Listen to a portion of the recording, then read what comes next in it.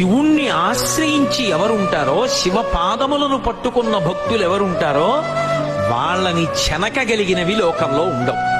అందుకే శివభక్తి లేకుండుగా కాని జీవితంలో శాపవాక్కు విడిచిపెడతారు. శివభక్తి లేని జీవితం అంత దారుణమైనటువంటి జీవితం.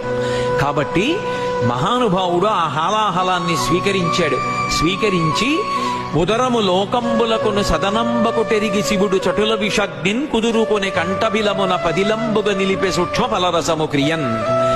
ఆ కడుపులోకి మింగేస్తే ఆ లోపల ఉన్నటువంటి లోకాలన్నీ కాలిపోయి